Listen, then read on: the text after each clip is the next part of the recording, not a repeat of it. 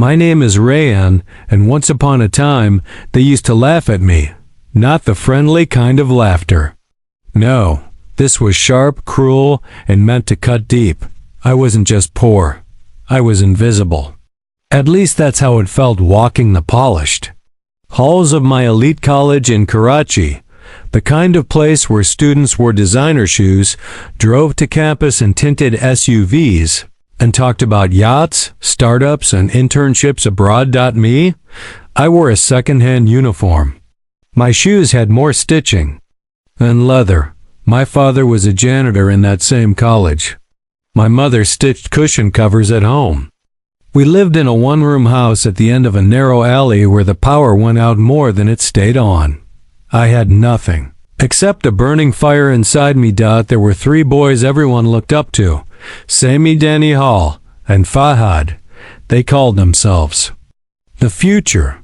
They were rich, loud, confident, and cruel. I was an easy target.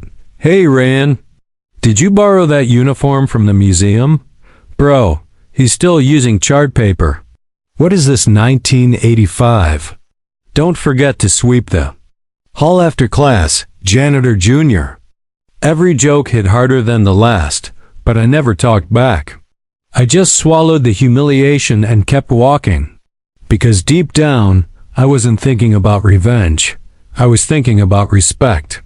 And I promised myself, one day, these same people will look at me differently. It was a chilly December morning, the day of the annual business idea competition. Everyone had prepared flashy PowerPoint slides, handed out printed brochures, and came in dressed like young executives. I walked in carrying a single sheet of chart paper. My idea? SeedSpark, a microloan app for street vendors who had no access to banks. It was handwritten, no animations, no graphs, just a dream folded in my palm. When it was my turn, I stood on the stage, feeling my legs shake. I looked at the crowd, took a deep breath, and began. My startup idea is not for the elite. It's for the man selling tea at the corner, the woman selling fruits without a license. Then Sami shouted from the back, "Get off the stage, bro." Netflix called. They want their soap opera back. The room exploded in laughter. My mouth went dry. I saw the professor suppress a smile. I felt like running off. But I didn't. I held my ground, heart pounding, and finished my presentation. Every word fueled by the pain in my chest. No applause. Just silence. When I got back to my seat, I found my bag open, my papers torn. A note stuffed inside. Dreams don't grow in garbage bins.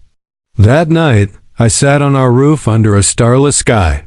My mother came up with a shawl and placed it over my shoulders. She asked softly, "Did they hurt you again?" I didn't speak, just nodded, tears flowing freely. She sat beside me and said something I'll never forget. The more bricks they throw, the higher you can build. Just don't stop building. That night I cried for hours. But I also made a vow. I would build something so powerful, so needed, that even those who mocked me would have no choice but to respect it. No anger, no noise, just quiet, relentless work. And I would make it happen. They laughed at me that day. Their voices echoed down the hallway like arrows, but they didn't know that laugh would become the foundation of my fire. I didn't become a billionaire overnight. In fact, I became a joke before I became anything else. After that presentation disaster, I stopped expecting applause. I stopped expecting fairness too. All I expected now was that the world would test me. And I was right. While my classmates planned parties, posted selfies from foreign vacations, and got internships through their uncles and cousins, I picked up a job. Night shift at a tea cafe near Tariq Road. I worked the counter, cleaned tables, poured tea. Some of the same rich boys from my college even visited once. They saw me in my apron, hands smelling of chai leaves and detergent. Sami smirked. "Rayan, You taking hands-on experience a bit too seriously? I smiled. I nodded. But inside, I whispered, "You'll remember this moment one day. I promise." At 2 a.m., after my shift, I'd walk home, headphones on, listening to business podcasts. I'd watch YouTube interviews of Elon Musk, Jack Ma, Arfa Karim. My tiny room had a ceiling fan that made more noise than wind. But on the wall were taped pages of ideas, hand-drawn app mock-ups, notes on financial models, names of potential business mentors I'd never met. I failed 3 times in the next 2 years. Once, I tried launching a used books delivery app. No one downloaded it. Then a meal prep service for students, poor logistics. No sales. Then a content page on career tips, flopped. Every time I fell, I felt the same voices laughing. "You're not one of us. You belong behind the counter. Dreams don't grow in garbage bins." But I kept moving. Because pain, when repeated, becomes muscle. Then came the night that changed everything. It was around 1:45 a.m. on a Sunday. The cafe was quiet. I was wiping tables when an old man walked in. Clean shalwar kameez, a gentle face, and sharp eyes. He ordered a green tea, no sugar, and sat in the corner, watching me as I worked. He noticed the notebook sticking out of my apron. "You study here too?" he asked. I hesitated, then nodded. "More like dream here," I replied, smiling. He asked what I meant, so I told him. I told him about SeedSpark, about the app that could help poor vendors get small loans without paperwork, without banks, without humiliation. I told him how many times I'd failed, how many times I was laughed at, how I couldn't afford to hire developers. He listened quietly, then asked, "Do you know what you're missing? Money?" I guessed. "No," he said, "belief from the right person." He pulled out a small leather wallet, and from it, a business card. Asfar Capital, Angel Investments in Human Potential. Come to this address tomorrow. 5 p.m., don't be late. I stood there frozen, card in hand, hands trembling. The next day, I showed up. Not knowing whether it was real or just another joke. Mr. Asfar had a small office. Simple. Clean. He asked me to pitch. I showed him my drawings, talked him through my plan, my competitors, my vision. He didn't interrupt once. When I was done, he said, "You failed 3 times. That's good. It means you're past your beginner's luck." Then, he handed me a small envelope. Inside was a check for $5,000. This is not a gift. This is not charity. This is trust. Build your MVP, launch. If you lose this, I won't invest again. But if you learn from it, I might never stop investing. That night, I didn't sleep. I sat cross-legged on the floor, staring at the check. Like it was a portal, because it was. Someone believed in me. Finally, I found 2 freelance developers from Hyderabad online. We worked through WhatsApp, Google Docs, and voice notes. I paid them in installments. Every rupee mattered. I named the project SeedSpark because I believed small sparks could grow into forest fires. 6 months later, we launched our first version. It was basic, buggy, but real. Street vendors could now apply for small loans through the app. Within weeks, we got 200 downloads, then 500, then 1,000. Then silence. No money was coming in. I panicked. Maybe I'd failed again, but just before I was about to give up, a call came. A woman named Samira, a vegetable seller from Liari, said she used our app to get a Rs. 10,000 loan to buy a bigger pushcart. Now she made double the income. She cried on the phone. Allah apko is a debata. Apais log hai to farishta hadehain. I cried too. It was the first time in my life someone thanked me for something I built. I called Mr. Asfar that night, told him we had real users, real stories, Real traction. He smiled through the phone. Congratulations, Rayan. You just earned your second check. I never imagined that a Rs 10,000 loan to a fruit seller in Layari would change my life. But it did. Her story, her words, triggered something beyond numbers. Seed Spark started growing. Not explosively, not overnight, but quietly and steadily. Like a fire beneath cold ashes, we added voice-guided support for people who couldn't read. We partnered with a mobile wallet company so vendors could repay loans in small installments. Within 6 months, we were in 4 cities. By the end of the year, we processed over 11,000 microloans. I was still living in the same neighborhood. Same fan spinning above my head. Same cracked floor under my mattress.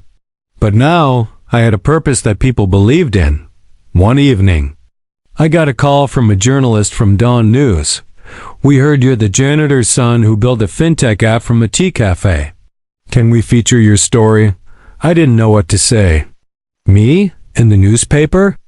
When the article came out, the headline read, "From sweeping floors to seeding dreams, Rayan Khan's microfinance revolution." My photo was printed, me, in my only clean kurta, standing in front of a chai stall, smiling awkwardly. That one. Article changed everything. Within a month, I received an email from a Canadian investor interested in scaling Seed Spark internationally. A Pakistani-American tech foundation offered $50,000 in funding. I was invited to pitch at a social entrepreneurship summit in Lahore, and the best part? My old college invited me back, not as a student, not as a janitor's son, as a guest speaker, walking. Back into that college felt surreal.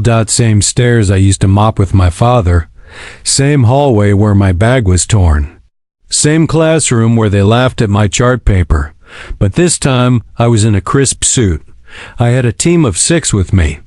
A PR assistant handed my speech outline.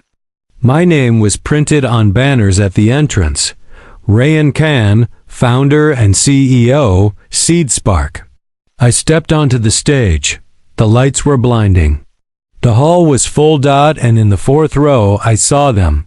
Sami, Daniel, Fahad, wearing formal clothes, holding notebooks, sitting like any other guest. I paused for a second. My heart felt dead. They were older now, quieter. But I recognized those faces immediately. I started speaking. A few years ago, I stood on this very stage. With a chart. Paper. No slides. No sponsors. And all I got in return was laughter. But I wasn't angry. I was ready. Because when you laugh at someone chasing a dream, you aren't mocking their weakness. You're revealing your own fear. Silence. Today, Seed Spark serves over 10,000 micro-businesses across Pakistan. But I didn't get here alone. Every insult, every rejection, every laugh helped shape me. The audience gave me a standing ovation, but I wasn't looking at them. I was looking straight at the 3 faces that once told me I didn't belong. After the event, while I was walking toward my car, I heard someone call my name. Rayan? I turned. It was Fahad. Behind him stood Sami and Daniel, slightly hesitant. He smiled sheepishly. Man, your journey. It's inspiring. Honestly, hats off. Yeah, said Daniel. We didn't know you had it in you. I smiled. Neither did I until I had no choice but to find out. We talked briefly. They congratulated me, shook my hand, then walked away. I could have ignored them. I could have shown pride. But deep down, I knew their chapter in my story wasn't done yet. A few weeks later, we opened Seed Spark's new office in Karachi. Glass walls, clean floors, and buzzing with energy. I was now managing a staff of 40. One of my HR team members came into my office. Sir, we received applications for the new field support executive roles. You'll want to see this. She handed me a folder, 3 resumes. Fahad Khan Sami Rasa. Daniel Irfani stared at the papers for a long time. Same degrees, same college, same faces. But now, looking for work, I leaned back in my chair, and I said just 3 words. Call them in. The day had finally come. The same 3 boys who used to laugh at my clothes, my dreams, my chart paper, were now walking nervously into my office. It wasn't revenge I felt, not even pride. It was clarity. The HR manager buzzed on my intercom. "Sir, your 11 a.m. interview is here. Shall I send him in?" "Yes," I said calmly. "One at a time." First to enter was Sami. Hair neatly gelled, blazer crisp. But his eyes weren't arrogant anymore. They were searching. Maybe even apologetic. He sat across from me, shifting uncomfortably. "Thank you for seeing me," he said. I just nodded. He cleared his throat. "Look, Rayan, I know we weren't exactly ... kind back then." "You mean when you laughed while I was pitching my dream?" He paused. "Yeah, that. I'm sorry." There was a silence, but it wasn't awkward. It was honest. I flipped through his resume. He had good experience, decent internships, but no full-time job in 2 years. "Why this role?" I asked. "Honestly, I need to start again. Something stable, and I admire what you've built." There. It was the first shift, the tone of respect. I nodded slowly. "Thanks for coming, Sami. We'll get back to you." Next came Daniel. He looked thinner than I remembered. The fake confidence from our college days was gone. "Rayan, you look different," he said, trying to smile. "You too," I replied. He chuckled nervously. "I heard about SeedSpark. What you've done, it's unreal. I mean, I'm genuinely happy for you, man." That man was new. Before, I was beggar boy or janitor junior. "You mentioned in your cover letter," I said, scanning the file, "that you're open to any role, even field operations?" "Yes, whatever is needed. I'm not picky." I leaned forward. "You used to say I belonged in the street. Would you be okay working there now?" His face dropped slightly. "If it means working for a company with purpose, yes, I would." Finally, Fahad walked in. He looked ... tired. Not in the physical sense, but like someone who had been humbled. "My life. I don't expect anything from you," he said immediately. "I just wanted to say I regret the way I treated you." I looked at him. "You know what's funny? I used to think about this moment 1,000 times. I imagined yelling, firing back, proving myself to you. But now that you're here, I don't feel that anymore." He nodded. "Life teaches. Sometimes the hard way." After they all left, my HR manager walked in. "So, should we reject them?" I stared at the wall, at a photo of my father mopping the floors of that very same college. "No. Schedule onboarding." "You're hiring them?" "Yes," I said. "But not because I owe them anything. Because they need a second chance, just like I once did." They were hired the next day, but not into high-level posts. No. Sami was placed in vendor onboarding, visiting street markets, registering fruit sellers and tea stalls into our app. Daniel joined the complaints team, resolving ticket issues. For users across rural Punjab, Fahad was put under a junior manager, a woman named Elena, whom they would have mocked back in college. They didn't argue. They didn't protest. They accepted, because now they were no longer the future. They were just 3 men trying to fix the past. One day, a delivery boy brought tea to the meeting room. I saw Fahad flinch when he realized the man was my father, now in a crisp white uniform with a golden name tag, Zamir Khan, head of facilities. Fahad stood up to greet him. My father smiled, offered him a cup, and walked away with dignity. There was no drama.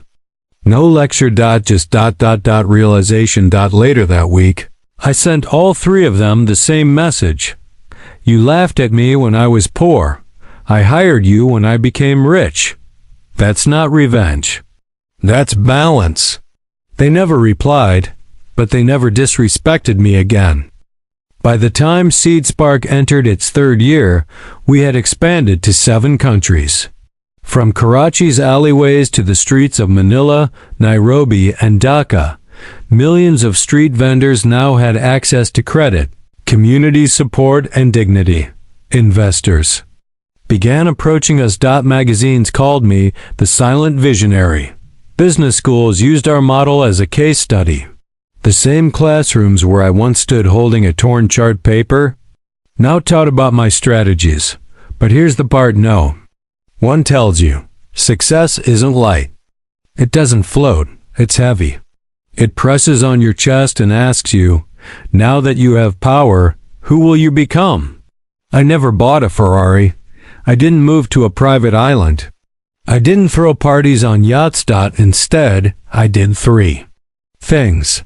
1. I built a tech scholarship fund in my father's name.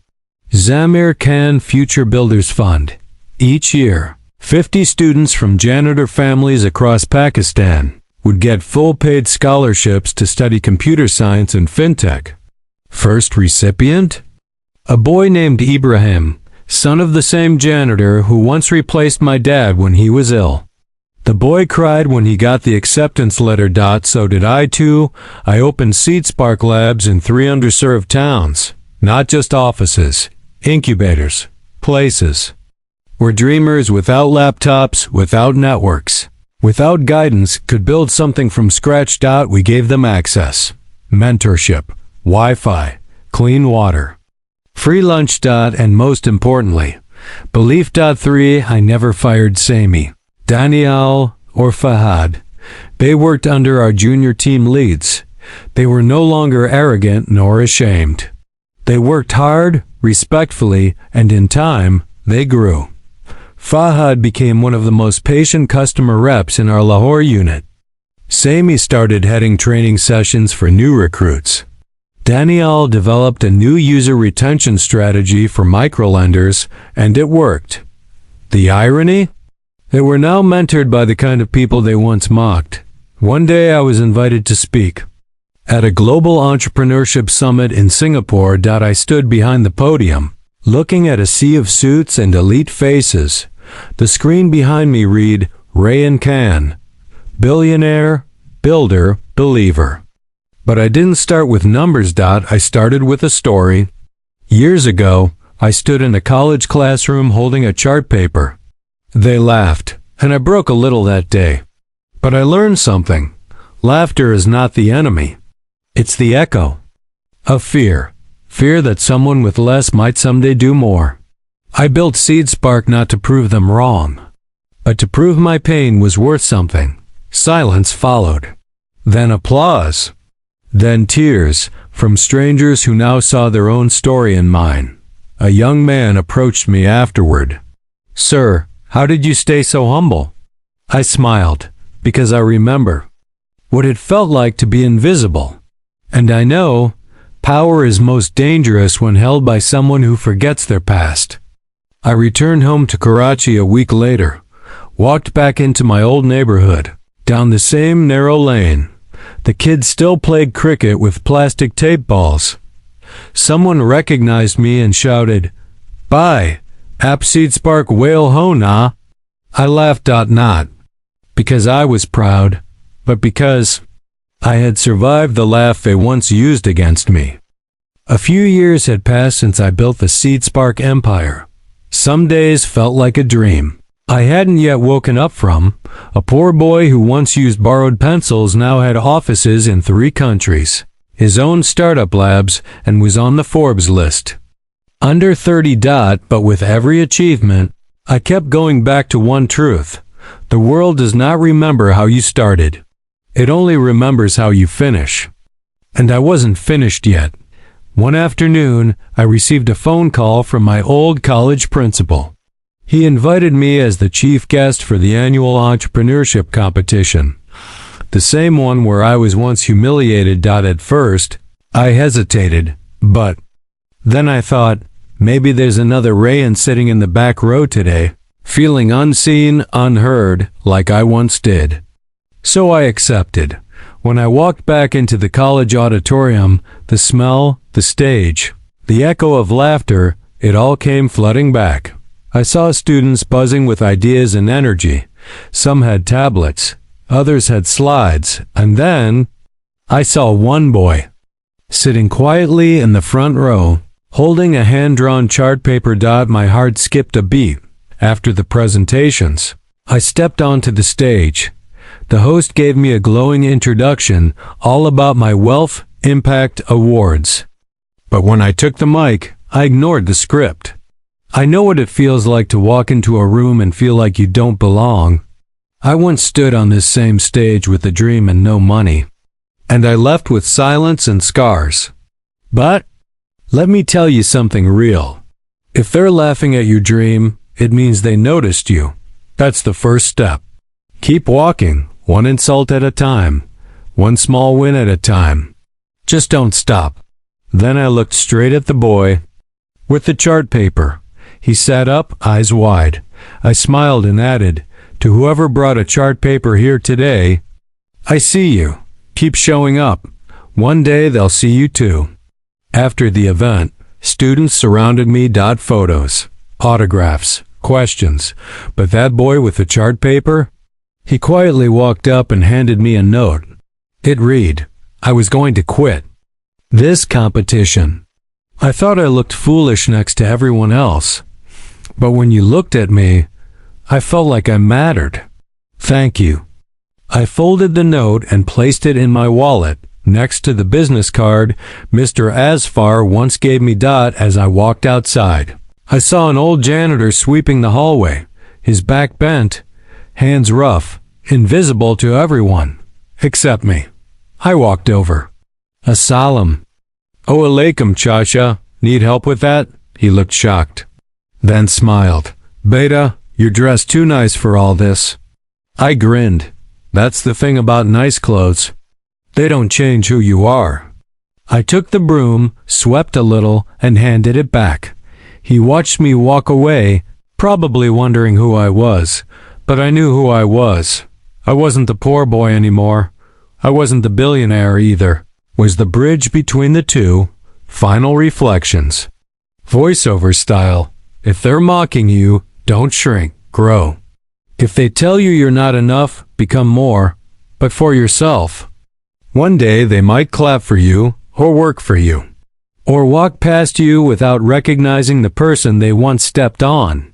Forgive them, not because they deserve it, but because you do. And when it's your turn to offer someone a hand, never forget the one you once needed. That's my story. Not just of revenge, but of resilience. Not just of pain, but of purpose. And not just of going from nothing to everything, but of remembering where I came from every single day. The end.